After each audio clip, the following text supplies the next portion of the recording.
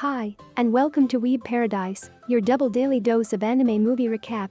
On today's recap, we are going to talk about The Wind Rises, a 2013 Japanese animated historical drama film written and directed by Hayao Miyazaki and animated by Studio Ghibli. The Wind Rises is a fictionalized biographical film of Jiro Horikoshi, designer of the Mitsubishi A-5M fighter aircraft used by the Empire of Japan during World War II. Be careful, this video contains spoilers, so if you are not ready, get ready. This movie begins with a young boy named Jiro Horikoshi, who is shown as a nearsighted boy. His glasses build up a wall between him and his dream of becoming a pilot. He takes care of the kids at school to protect them from bullying and is fond of reading magazines related to aviation. That is his dream. One day, he reads about an Italian man who designs airplanes, and later, he sees him in his dream at night. The man's name is Giovanni Battista Caproni, and he told Jiro that according to his own experience, making planes is far better than flying them. So, he manages to somehow fulfill his dreams by pursuing his degree in engineering later. Making his partial dream come true, he is going to university one day by train, where he sees a girl while moving his cap down. An earthquake unexpectedly shatters the moment when their eyes meet, causing them to click instantly afterward. That girl is with her maid, who has a broken leg as a result of the earthquake. Jiro uses his scale to support the maid's leg and his shirt to bring water to the table. Later, because he is a young boy, he offers to assist them by allowing them to return to their house. There was no exchange of names between them, and he goes back as soon as he drops them off. The majority of his time at university is spent eating the same meal every day, which is fish, in an attempt to avoid any social gatherings and contacts. He wants to concentrate on his career, which is the reason he is in the country. Nonetheless, someone named Kiro Hanjo manages to win his affection and become his friend.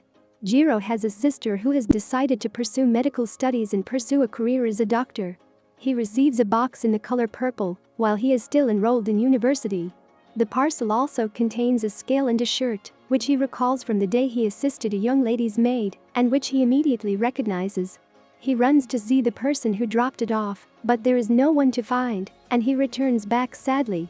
A few years later, about 9 to 10 years, he and his friend, Kiro Hanjo, made their dream come true and graduated as an aeronautical engineer from Tokyo Imperial University. Both of them get employed in a renowned company, Mitsubishi, an aircraft manufacturer. Jiro dedicated all of his skills to his dream hero, Caproni. Later, Jiro's boss at Mitsubishi, named Kurokawa, became an admirer of Jiro's abilities as a result of his work within the company. When Hanjo and Jiro arrive in Japan, they begin work on a fighter jet named Falcon for the army. However, the plane crashes during a flying test, and the army rejects it. When Jiro discovers that Japan is manufacturing fighter planes out of ancient resources such as wood and canvas rather than high-quality materials such as metal, he becomes furious. He is unsure of how they will manage to stand up to major countries such as the United States or Germany. He is also unhappy with the assumption that individuals must relocate to urban areas in order to obtain better employment opportunities, and how they have to use oxen while doing a test run on the prototypes of the fighter planes. Seeing all of this, Mitsubishi plans to send Jiro to Germany to get some ideas and insights into the fighter planes made there. He has to bring those ideas back to his home country and do better along with his friend. 2 years later, in Germany, they began investigating the possibility of obtaining a license for the Junker G38 product.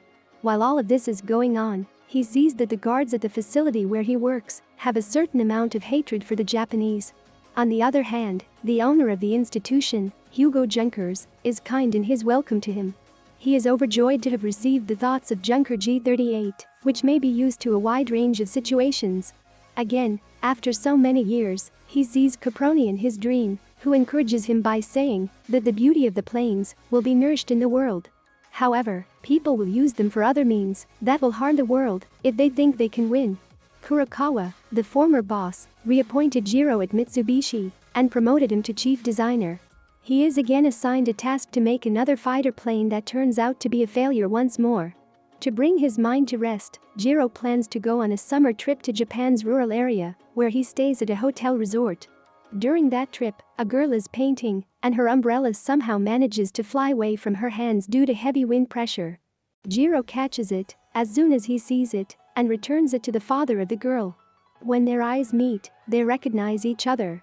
It is the girl from that train during the earthquake all those years ago, and there is her maid too. The maid is the mother of 2 children now, and she too recognizes Jiro excitedly as soon as she sees him. The girl's name is Naoko. She is a happy, fun-loving girl, and one day during their walk together, she asks Jiro, "Life is beautiful, isn't it?" She was inspired by the little colorful things around her, the rainbows, the lights, the sky. During her first conversation with him, she tells Jiro a beautiful verse from Paul Valéry's poem, "The wind is rising, we must try to live." Both of them later make another guest, their friend, whose name is Mr. Kastrup. He is a piano player there and later admits that he is a fleeing Soviet spy from Germany. According to him, that resort is a way to forget bad life events. He informs Jiro that the company of Hugo Junkers is endangered because they go against the views of Hitler, and a war is going to blow them up later. He also informs that he is against the Nazis. Right after that, Jiro takes permission for Naoko's father to marry her. Naoko has tuberculosis, while Jiro asks to marry her, but she wants to treat it before marrying him. Mr. Kastrup helps in all of this before he gets caught by the police of Japan. After returning back to work, Jiro gets to know that he is wanted too because of his connections with Mr. Kastrup. Kurokawa asks him to hide in his household until things cool down. Naoko returns to the sanatorium after having a hemorrhage in the lungs. Jiro writes to her often and tells her how much their friend, Mr. Kastrup, is in danger. They both hope he is safe from the Japanese government being a traitor because the consequences are hazardous. Naoko couldn't live far apart from Jiro for a long time, and she decided to visit him at Kurokawa's house. Kurokawa decides to marry them there, and a formal wedding is held.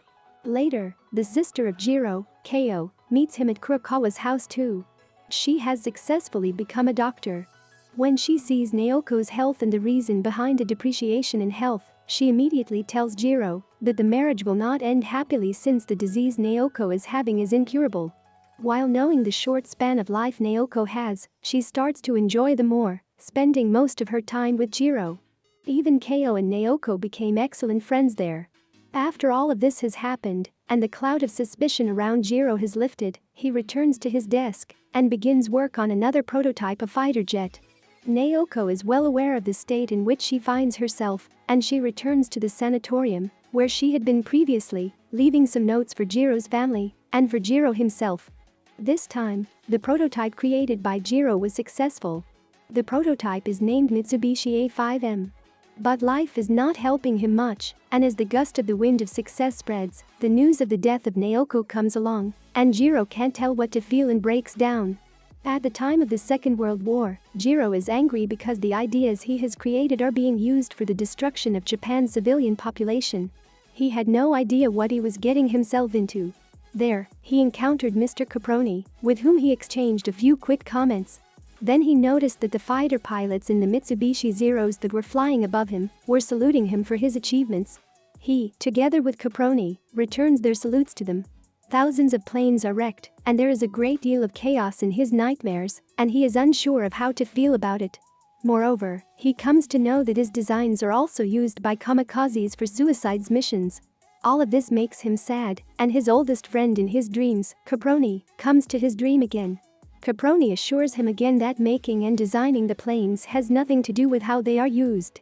Then in the last scene of the movie, he sees Nahoko, and Caproni tells him that she's been waiting for a long time, and then she flies away, saying that he must live. Then Caproni said that she was gone and was beautiful, just like the wind. Caproni then offered Jiro to come to his house to have some wine as he has some excellent ones, ending the movie on a very poetic note. 2 anime recaps per day. 1 early in the morning to wake you up, and 1 mid-afternoon to take a break after your work. That's my motto for this channel, so I am counting on you to subscribe and press the bell icon. And if you want me to recap a specific movie, let me know in the comments, I'll make sure to satisfy you. Have a great week, and see you next time, nerds.